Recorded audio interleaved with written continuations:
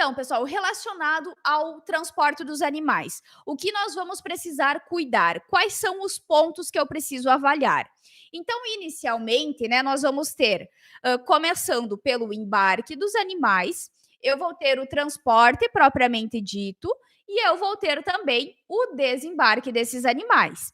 Então, quando eu falo em transporte dos animais, não tem como eu não conversar sobre o embarque deles e o desembarque desses animais. Então, nós precisamos, né, pessoal, sempre levar em consideração que vai ter algumas diferenças, né, algumas peculiaridades frente às diferentes espécies animais. Então, aqui eu vou trazer alguns dados das aves, dos suínos, dos bovinos, né, que são as espécies que nós mais trabalhamos aqui no nosso canal, né, qualidade da carne. Então, pessoal, relacionado ao embarque desses animais. Quais cuidados que eu preciso ter? Então, primeiramente, né, nós vamos precisar cuidar como que vai ser a captura desses animais, né? Como que eu vou conduzir esses animais para o caminhão? Então, quando nós falamos nas aves, por exemplo, as aves elas vão precisar ser capturadas, né? E colocadas então lá nas caixas para que elas possam então ser transportadas. Todo esse processo de captura das aves, a gente precisa ter todo um cuidado para que a gente não acabe lesionando essas aves, né? Para que isso não acabe gerando contusões, lesões, que vai fazer então com que nós tenhamos os prejuízos que nós estávamos conversando a recém, né? Então, toda vez que eu pegar uma ave de mau jeito, isso vai gerar uma lesão. Pode quebrar uma asa, pode ter uma fratura uma lesão no peito dessa ave, né, na própria pata dessa ave, se eu não pegar ela direito. Né? Então, para isso, nós precisamos sempre, né, trabalhar muito bem com o treinamento desses colaboradores envolvidos nesse processo. Então, o ideal é pegar essa ave, então, pelo dorso, né, com as duas mãos, e assim acondicionar elas, então, nas caixas, né, que são utilizadas para esse transporte. Estas caixas precisam também estar em condições ideais. Então, ter cuidado, né, para que essa caixa ela não esteja quebrada.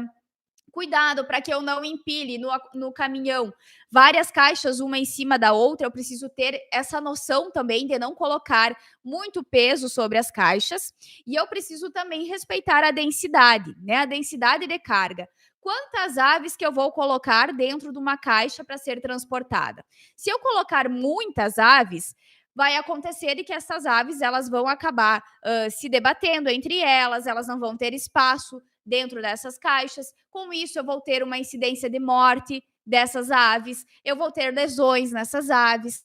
Eu preciso também ficar atento, né, a estas características quando eu vou fazer esse embarque, né, das aves, e para ter essa atenção especial, então, no acondicionamento dessas caixas no caminhão que elas serão transportadas. Então, é muito importante ter todo esse cuidado da apanha, fazer com jeito, treinar os colaboradores, cuidado com as caixas.